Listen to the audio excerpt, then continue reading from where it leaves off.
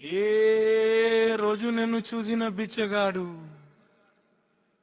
అదుగుతున్నాడు, చెబుతున్నాడు,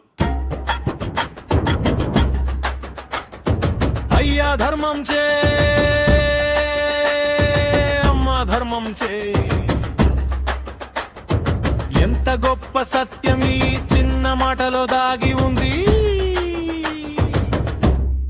ఎక్కడో దూరాన ఓ మూలాన చిరిగిన పీలికలతో కుట్టుకున్న బిస్తరేసుకుని కూర్చున్న ఒక బిచ్చగాడు.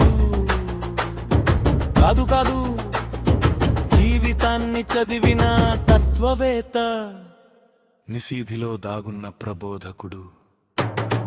ఎందరూ అర్థం చేసుకుంటారో లేదో అని కూడా తెలియకుండానే అడుగుతున్నాడు, ఆహా కాదు చేస్తున్నాడు ధర్మోపదేశం. సరే చెబుతున్నాడు మనసుల గుమ్మం తట్టుతూ, మౌనాన్ని మేల్కొలుపుతూ. అతని కళ్ళలో ఆకలి ఉంది, అతని స్వరంలో ఆర్తి ఉంది. అతను అడుగుతున్నది కేవలం బిచ్చం కాదు, మనసుల్లో మిగిలి ఉన్న మానవత్వం అదుగుతున్నాడు.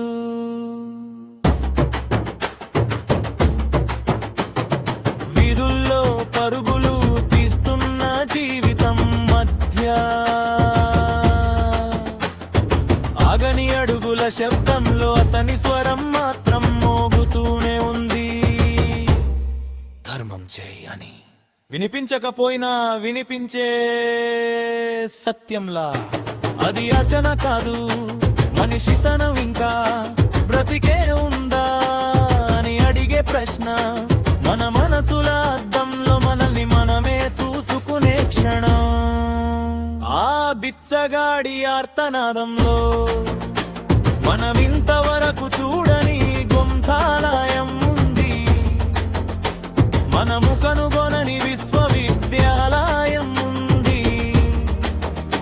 జీవిత సత్యాలన్నీ మౌనంగా బోధించే ఓ లోకమే ఉంది. కాలం రాసిన పాఠాలు, అనుభవం ముద్రించిన అక్షరాలున్నాయి. ధనం ఉన్నవాళ్ళు ధనవంతులవుతారు, గొప్పవాళ్ళు కారు. ధర్మం చేసేవాళ్లే నిజంగా గొప్పవాళ్ళు.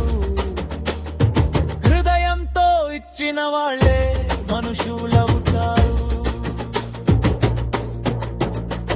ఆ బిచ్చగాడి జీవితం ఓ పాఠశాల, అతని ప్రతి మాట ఉపన్యాసం.